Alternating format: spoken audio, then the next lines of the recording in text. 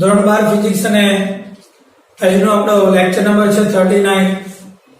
શરૂ છે chapter number 3 JW અને નીટ માટેના એમસીક્યુ.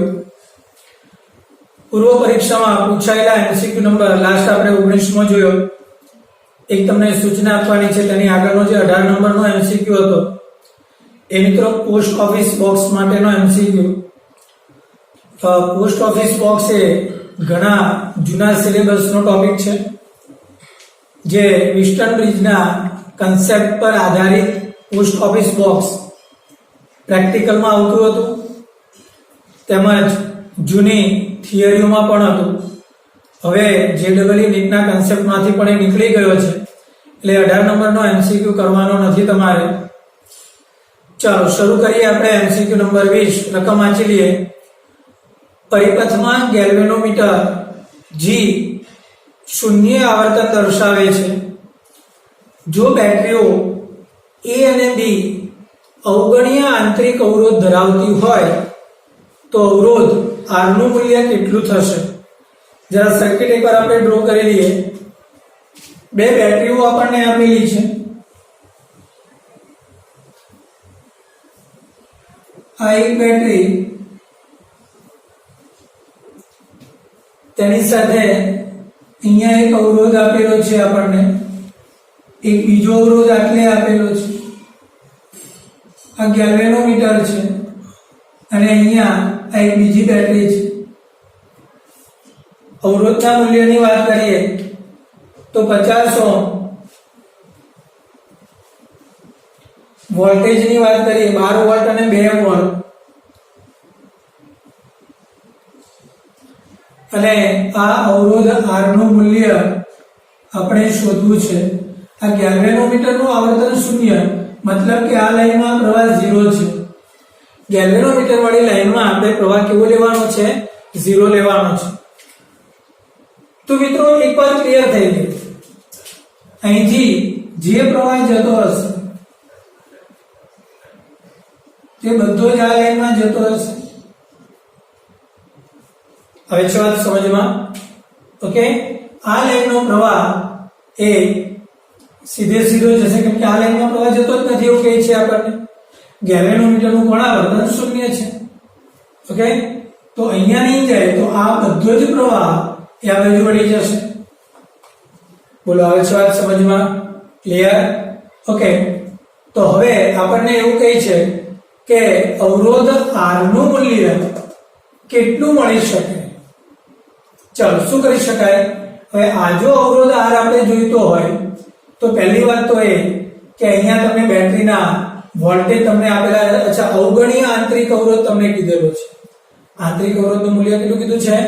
અવગણ્ય. ઓકે, તો આ 12 વોલ્ટનો તમને આપી દીધો EMF. ઓકે, ચાલો પછી આગળ. આ 12 વોલ્ટ કંઈક આપણે આ રીતે સૂત્ર લખીશું કે 12 50 ગુણ્યા I પ્લસ R ગુણ્યા I, એટલે કે આના વોલ્ટેજ આયા, આના વોલ્ટેજ 50I બરાબર 12 થશે. બીજું આ બંને સમાંતરમાં છે તો આના માટે બીજું સૂત્ર શું મળશે? તો કે I ગુણ્યા R બરાબર આના કેટલા વોલ્ટેજ? 2 વોલ્ટેજ, તો આ 2 અહીંયા સીધા જ લાગી જશે. ઓકે, ચાલો તો આ 12 બરાબર 50I વત્તા આ IR બરાબર 2, મતલબ કે 50I બરાબર 10, માટે I બરાબર 1/5 એમ્પિયર થશે. આ કિંમત ફરી પાછી અહીંયા લગાવી દો તમે, એટલે I થયો 1/5 into R is equal to 2, માટે R થશે મિત્રો 10 ઓહ્મ. એટલે તમારો આન્સર થશે 10 ઓહ્મ. એટલે એ હિસાબ પ્રમાણે સોરી, હવે અહીંયા થોડી આપણી એક, અહીંયા તમે 50 લીધા તો 10 આવ્યા, પણ જરા અંદર આકૃતિમાં હમણાં મેં જોયું તો થોડું 500 દેખાય છે. તો અહીંયા તમે જો 500 કરશો, આ 500, તો અહીંયા બી 500 આવી જશે, આ બી 500, આ બી 500, તો 1/50 થશે, એટલે આ 50 ઉપર જશે. સો મિત્રો તમારો જે આન્સર છે એ 100 ઓહ્મ થશે, એટલે બોમ્બે. ઠીક છે મિત્રો, તો આ થયો આપણો એમસીક્યુ નંબર 20. ચાલો આગળ વધીએ હવે. ઓકે, તો ત્યાર પછીનો આપણો એમસીક્યુ નંબર 21 છે. સરખા ઈએમએફ ના બે સ્ત્રોત બાહ્ય અવરોધ R સાથે જોડેલા છે. બંને સ્ત્રોતોના આંતરિક અવરોધ કેપિટલ R1 અને કેપિટલ R2 છે. R2 is greater than R1. તો R2 આંતરિક અવરોધ ધરાવતા સ્ત્રોતને આરપાર વિદ્યુત સ્થિતિમાનનો તફાવત કેટલો થશે? જ્યારે આપણે આકૃતિ અહીંયા ડ્રો કરવી પડશે. આ રીતે આ એક સ્ત્રોત, આ બીજો સ્ત્રોત, અહીંયા આ બાહ્ય અવરોધ કેપિટલ R છે, આ મિત્રો E1 અને આ E2. બંનેના આંતરિક અવરોધ વિશે જો વિચારીએ તો મિત્રો આના માટેનો આંતરિક અવરોધ R1 છે અને આના માટેનો આંતરિક અવરોધ R2 છે. મિત્રો ધારી લો કે પરિપથમાંથી વહેતો વિદ્યુત પ્રવાહ I છે. પહેલા તો હું તમને એમ કહું કે પરિપથમાંથી વહેતો વિદ્યુત પ્રવાહ મને શું મળશે? બહુ સિમ્પલ, I બરાબર બંનેના EMF સરખા છે, તો E પ્લસ E એટલે 2E છેદમાં કુલ અવરોધ એટલે R plus R1 plus R2 થશે. હવે ચાલ સમજમાં, આ થયો પરિપથનો કુલ અવરોધ. હવે આપણને એમ કહે છે કે બીજી બેટરીને બે છેડા વચ્ચેનો વોલ્ટેજ, તો સૂત્ર લાગે V બરાબર E માઇનસ IR. તો આના ટર્મિનલ વોલ્ટેજ V2 તમારે શોધવો છે. આ E, આ I અને આના માટેનો આંતરિક અવરોધ R2 લાગે. ઓકે, તો જો આ તમને શૂન્ય આપેલો છે તો અહીંયા હું 0 કરીશ. રકમમાં સ્પષ્ટ કીધું છે કે R2 આંતરિક અવરોધ ધરાવતા સ્ત્રોતને આરપાર વિદ્યુત સ્થિતિમાનનો તફાવત શૂન્ય હોય તો, એટલે આ 0 કરવાનું. ચાલો, તો હવે આ સૂત્રમાં આ I ની કિંમત હું મૂકી દઉં. શું થશે? ચાલો, આ 0 બરાબર E. અચ્છા, આનો મતલબ આ IR આ બાજુ આવશે, તો IR2 બરાબર E થશે. ચાલો, I ની કિંમત કેટલી હું મૂકીશ? 2E upon R plus R1 plus R2, અને આ R2 તો ખરો જ, અને આ બાજુ EMF E છે જ. ઓકે, આ બંને ઉડી જશે. સો 2R2 બરાબર R plus R1 plus R2. R2 આ બાજુ જશે મિત્રો, માટે R2 બરાબર R plus R1. સો આવો તમારો જે આન્સર છે કેપિટલ R ને જો તમે કરતા બનાવો મિત્રો તો R2 minus R1. સો તમારો આન્સર બોમ્બે થશે, R બરાબર R2 minus R1. ઠીક છે, તો આ થયો તમારો MCQ નંબર 21. ઓકે, ત્યાર પછીનો આપણી પાસે MCQ નંબર છે 24. 2 ઓહ્મના અવરોધમાંથી પસાર થતો વિદ્યુત પ્રવાહ શોધવાનો છે. સર્કિટ તમને આપી દીધેલી છે મિત્રો. તો અહીંયા જે તમને સર્કિટ આપેલી છે એ સર્કિટને થોડી આપણે જુદી રીતે આપણે રજૂ કરીએ. અહીંયા અવરોધ અને આ બાજુ બેટરી, આ એક બીજો અવરોધ, અહીંથી આ બાજુ અવરોધ આવશે અને અહીંયા એક આ બીજી બેટરી આવશે. આ બેટરીના વોલ્ટેજ 20 વોલ્ટ અને આ 10 ઓહ્મ. આ બાજુ જોઈએ તો 5 વોલ્ટ અને 10 વોલ્ટ અને 5 ઓહ્મ. આ 2 ઓહ્મ છે. તો આ લાઈનનો પ્રવાહ આપણને શોધવાનો કહે છે. મિત્રો પહેલી વાત તો એ કે આ લાઈનનો પ્રવાહ કેટલો થશે? બહુ સિમ્પલ, 10 બરાબર 5I, તો I બરાબર 2 એમ્પિયર થશે. તો આ પ્રવાહ આ લાઈનમાં આ રીતે જશે.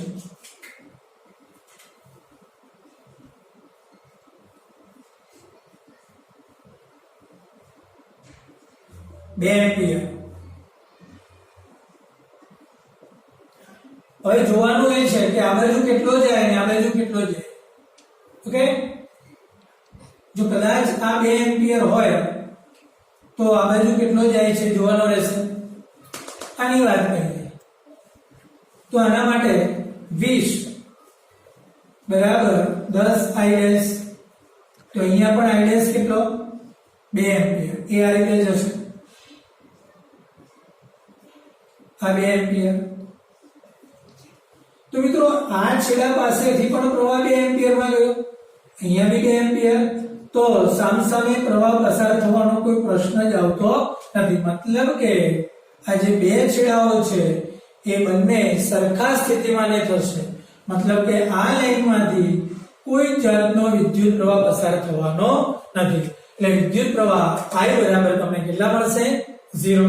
ઠીક છે, તો આ થયો એમસીક્યુ નંબર 24. ચાલો આગળ એમસીક્યુ પર વધીએ. ઓકે, ત્યાર પછી એમસીક્યુ નંબર 27 છે.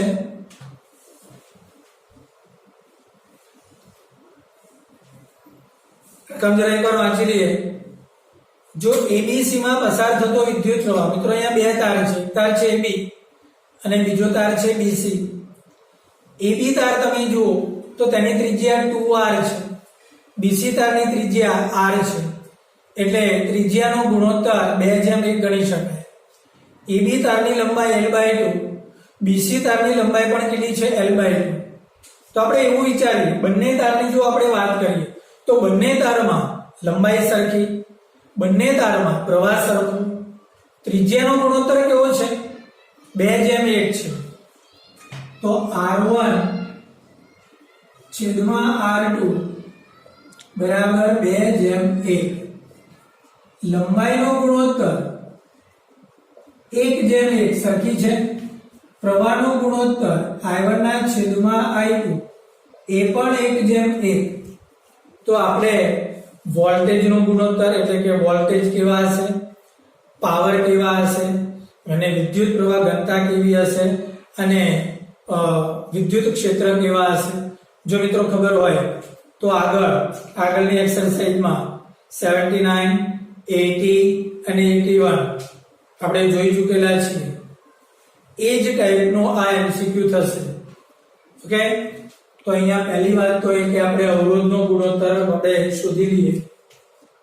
R બરાબર ρ L/A થશે. તો ρ આપણે અહીંયા સમાન દ્રવ્ય વિચારીશું. તો મિત્રો R1 upon R2, અચ્છા એની જગ્યા પર πr² લખીશું. તો મિત્રો ρ અને L તો અચળ જ છે, તો અહીંયા r2² upon r1² બરાબર 4/1 વિચારીશ. એટલે અવરોધનો ગુણોત્તર 4/1 થશે. બરાબર છે. અચ્છા, હવે વોલ્ટેજ જો જોઈતા હોય તો V શું થાય? IR. બરાબર છે. તો V અને IR માં I તો સરખો છે, તો V ચલે છે R થશે. તો આના પરથી જ V1/V2 બરાબર R1/R2 બરાબર 4:1 થશે. મતલબ કે V of AB બરાબર 4 V of BC. તેનો મતલબ કે જે પહેલો જે તમને આ વિકલ્પ આપેલો છે તે ખોટો છે, સુટેબલ નહીં થાય. બરાબર છે. ઓકે, પ્રવાહ ઘનતાની જો વાત કરીએ તો J બરાબર I/A. આ A બરાબર તો આપણે πr² લખીશું. તો મિત્રો અહીંયા J ચલે છે 1/r², તો J1/J2 એ ત્રિજ્યાના વર્ગના વ્યસ્ત પ્રમાણમાં થશે. આનો વ્યસ્ત પ્રમાણ એટલે 1/4 આવું થશે. એટલે J of AB ગુણ્યા 4 બરાબર J of BC આવું થશે. तो સી માં તમને એવું કહે છે કે AB અને BC માં વિદ્યુત પ્રવાહ ઘનતા સરખી છે, આ વિકલ્પ પણ તમારો ખોટો થશે. ઓકે, ચાલો પાવરની જો આપણે વાત કરીએ, આર પારનો પાવર, તો પાવર માટે શું કહી શકાય? તો મિત્રો પાવર P બરાબર v²/r થશે. પાવર P બરાબર v²/r થશે. તો વોલ્ટેજનો ગુણોત્તર અને અવરોધનો ગુણોત્તર, તો v1² upon v2² into r2 upon r1, તો v1² upon v2² એટલે 16/1 અને r2 upon r1 તો ગુણોત્તર એટલે 1/4 એટલે 4/1 થશે. એટલે જે પાવરનો જે ગુણોત્તર છે P of AB જેમ P of BC, એટલે પાવર AB 4 ગણો થશે. સો મિત્રો તમારો જે આન્સર છે BC આરપારનો પાવર AB આરપારના પાવર કરતા કેવો થશે? 4 ગણો થશે. એટલે BC આરપારનો પાવર, હવે અહીંયા એવું લખેલું છે BC આરપારનો પાવર AB ના પાવર કરતા 4 ગણો. હવે મિત્રો અહીંયા P of AB બરાબર 4 ઉલટું થશે, AB નો પાવર 4 ગણો થશે. BC આરપારનો નહીં પણ AB આરપારનો પાવર 4 ગણો થશે BC આરપારના પાવર કરતા. ઠીક છે? ઓકે, તો આ થયો આપણો MCQ નંબર 27. ઓકે, તો ત્યાર પછીનો આપણો MCQ નંબર છે 28. એક સર્કિટ તમને આપેલી છે મિત્રો, અહીંયા કેપેસિટરનો ઉપયોગ છે. આકૃતિમાં દર્શાવ્યા મુજબ એક પરિપથ જોડવામાં આવેલો છે અને અહીંયા કળ S ખુલ્લી છે. જ્યારે તેને બંધ કરવામાં આવે ત્યારે y થી x તરફ પસાર થતો વિદ્યુતભારનો જથ્થો કેટલો આવશે? આકૃતિ જરા આપણે ડ્રો કરી લઈએ. અહીંયા બે કેપેસિટરો છે, આ એક કેપેસિટર, આ બીજો. અહીંયા કળ આપેલી છે, આ એક અવરોધ છે, આ બીજો અવરોધ છે, આ રીતે. ઓકે, અવરોધના મૂલ્ય 3 ઓહ્મ અને 6 ઓહ્મ છે. કેપેસિટરોના મૂલ્ય 3 માઇક્રોફેરાડે અને 6 માઇક્રોફેરાડે છે અને તેને આરપાર જે બેટરી જોડેલી છે 9 વોલ્ટની બેટરી જોડવામાં આવેલી છે. ઓકે, તો જો આ કળને જ્યારે બંધ કરવામાં આવે તો તેને આરપાર વોલ્ટેજ કેટલો થાય? આ y થશે અને આ x. વિદ્યુત ભાર શોધવાનું કહે છે. પહેલી વાત તો આ બંને સમાંતરમાં છે તો બંનેના વોલ્ટેજ સરખા થાય. મિત્રો કેપેસિટરના વોલ્ટેજ C બરાબર, જો આપણી પાસે C બરાબર q/v સૂત્ર થાય તો v બરાબર q/c થાય.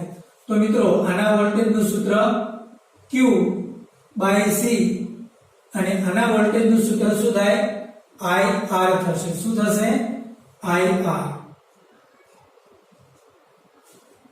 ઓકે, તો હવે તમે અહીંયા જોઈ શકો છો કેપેસિટર વાળી લાઈનમાં તો આપણે વિદ્યુત પ્રવાહની વાત ન કરીએ તો સીધો જ વિદ્યુત પ્રવાહ આ લાઈનમાં જશે.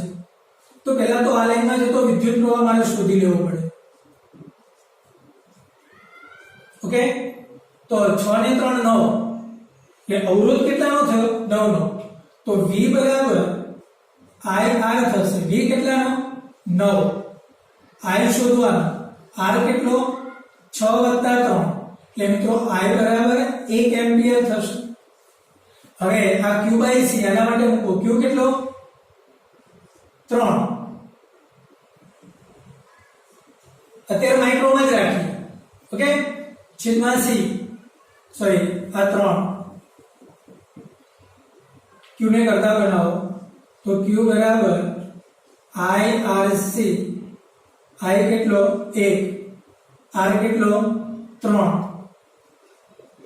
અને C પણ કેટલો 3. તો મિત્રો આ 9 માઇક્રોકુલમ થયો. આ 1 કહીએ તો આ Q1, આ 9 માઇક્રોકુલમ થયો. તો આ જે હિસાબ પ્રમાણે આના પર જો આપણે વાત કરીએ તો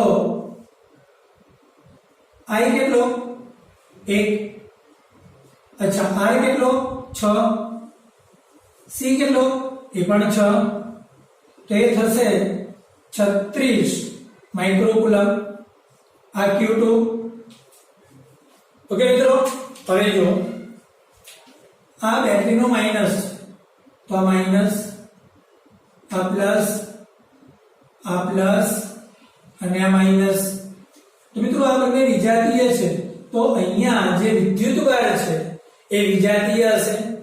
અચ્છા, સજાતીય હોય તો વિદ્યુતભારોનો સરવાળો થાય, પણ એવું થવાનું નથી. એટલે આ બાજુનો વિદ્યુતભાર કેટલો આવ્યો 36, આ બાજુનો વિદ્યુતભાર કેટલો આવ્યો 9. તો બંનેની બાદબાકી થશે. એ મિત્રો Q બરાબર 36 માઈનસ 9 બરાબર 27 માઇક્રોકુલમ થશે. ઓકે, અને એ વિદ્યુતભાર Q થી x તરફનો પસાર થશે. સો તમારો આન્સર કયો આવશે મિત્રો?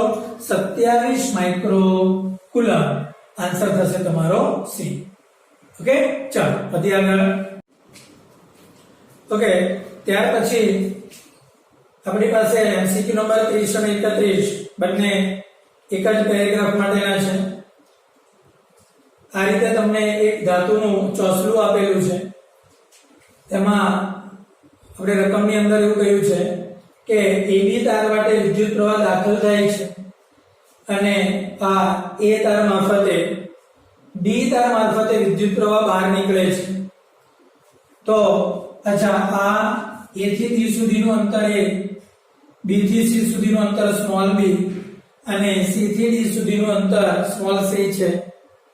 પહેલો પ્રશ્ન એવો કહે છે આપણને કે B અને C વચ્ચેનો વિદ્યુત સ્થિતિમાનનો તફાવત, આ બે બિંદુ B અને C આ બંને વચ્ચેનો વિદ્યુત સ્થિતિમાનનો તફાવત કેટલો થશે?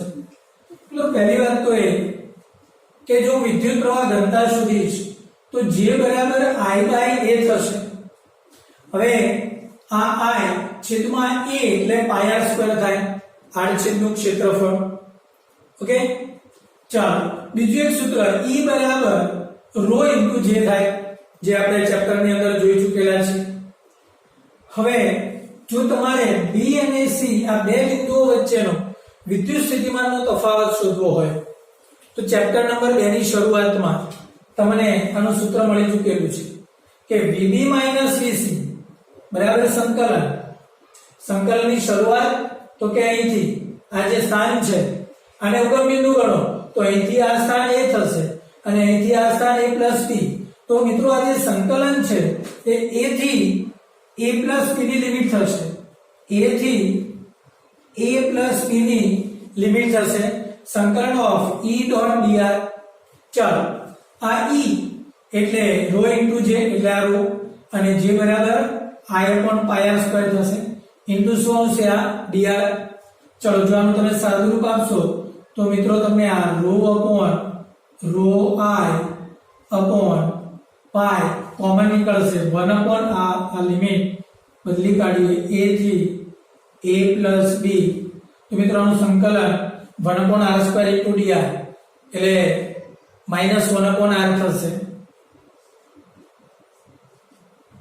ઓકે, ન ખબર પડે તો સાઈડમાં કરી લો. r⁻² સંકલનનો નિયમ, એક ઘાત વધે વધેલી ઘાત છેદમાં પડે એ r⁻1 છેદમાં -1 એટલે -1/r થાય આનું સંકલન અને લિમિટ થશે આ A થી A + B. તો મિત્રો આ થયો તમારો VB - VC. ઓકે, તો આની અંદર તમે મિત્રો કિંમત મૂકી દો એટલે ρI/π એકવાર તમે A + B મૂકો અને માઈનસ કરીને એકવાર તમે A મૂકો એટલે તમારો આન્સર અહીંયા તમને મળી જશે. ઠીક છે મિત્રો, ચાલો આની અંદર જ MCQ નંબર 30 આવી ગયો છે. જો આપણે 31 માં શું કહે છે? એ આગળ દાખલ થતા વિદ્યુત પ્રવાહ માટે A થી R અંતરે વિદ્યુત ક્ષેત્ર, આમાં કિંમત મૂકી દો એટલે વિદ્યુત ક્ષેત્ર આપણને મળી જશે E બરાબર રો, અને જેની જગ્યા પર તમે શું મૂકશો I/πr². ઓકે, અને આપણને શું કહે છે A થી R અંતરે, A થી R અંતરે એટલે πr² થાય, તો સીધો જ તમને આ જવાબ મળશે કે રો * I/πr². તો આ થયો તમારો MCQ નંબર 31. ઠીક છે મિત્રો, ચાલો વધી આગળ. ઓકે મિત્રો, તો ત્યાર પછી આપણો MCQ નંબર છે 34. અહીંયા તમને 3 આકૃતિઓ આપેલી છે. આ 3 આકૃતિઓમાં પહેલી આકૃતિમાં અવરોધ R1, R2 અને R3 ના 3 અવરોધ જોડાણ વચ્ચેનો 3 વોલ્ટની બેટરીને આકૃતિમાં દર્શાવ્યા મુજબ જોડવામાં આવેલા છે. R1, R2 અને R3 ની જોડાણ રચના આકૃતિની અંદર દર્શાવેલી છે. તેમના પાવર અનુક્રમે P1, P2 અને P3 હોય તો પહેલી આકૃતિ બરાબર જો મિત્રો, તો તમને ખ્યાલ આવશે વિસ્ટન બ્રિજ બને છે આ રીતે.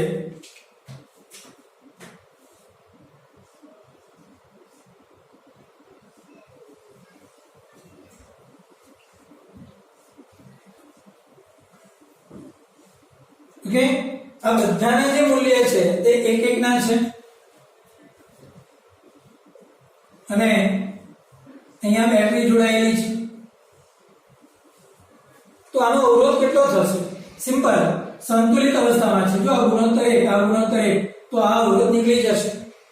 તો આ 1 અને 1 2, અને આ 1 અને 1 2, આ અવરોધ બી 2 નો, આ અવરોધ બી 2 નો, આ બંને સમાંતરમાં થશે એટલે પરિણામી અવરોધ 1 ઓહ્મ થશે.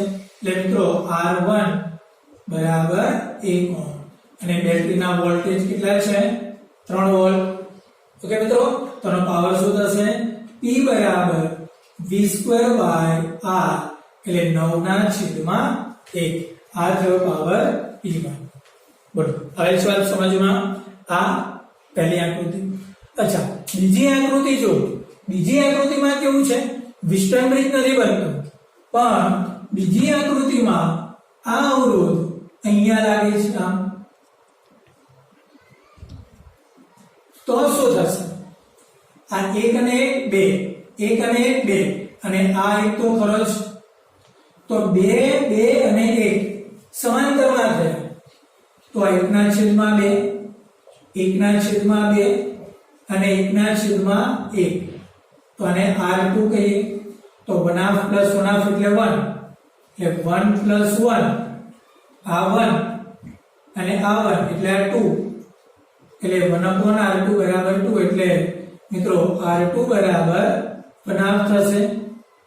તો આનો જો મારે પાવર જોઈતો હોય મિત્રો, તો આઈ થિંક અહીંયા બેટરીના વોલ્ટેજ 3 વોલ્ટ છે. ઓકે, તો આનો જે પાવર છે તે P2 બરાબર V²/R એટલે 9/9 આ મિત્રો R છે તે 1/2 ની જગ્યા પર 1.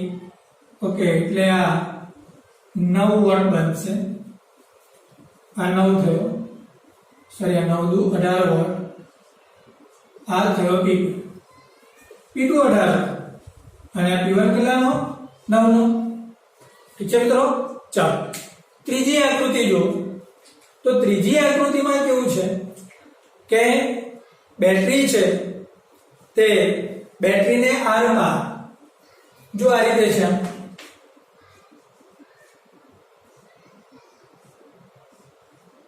ઓકે, અને આ જે ત્રીજો કિસ્સો છે એ ત્રીજા કિસ્સામાં આ 1 1 અને અહીંયા પાછો 1 ઓહ્મનો અવરોધ છે. તો મિત્રો આ જે છે આ 1 શ્રેણીમાં એટલે 2 થશે. આ 1 અને 1 શ્રેણીમાં એટલે 2 થશે. 2 અને 2 સમાંતર એટલે એ પાછો 1 થવાનો, અને એની સાથે આ 1 શ્રેણીમાં એટલે ટોટલ અવરોધ R3 બરાબર 2 ઓહ્મ થશે. તો જો મારે આનો પાવર જોઈતો હોય તો P બરાબર V²/R એટલે V તમારો 9/2 એટલે આ થશે 4.5 વોટ થશે આ P3 થયો તો મિત્રો P3 4.5 P1 9 અને P2 કેટલો થશે 18 વોટ એટલે P3 સૌથી નાનો તેનાથી મોટો P1 અને તેનાથી મોટો કયો હશે P2 ઠીક છે મિત્રો તો આજનો લેક્ચર અહીંયા પૂરો કરીએ નેક્સ્ટ લેક્ચર માટે ફરી પાછા મળીશું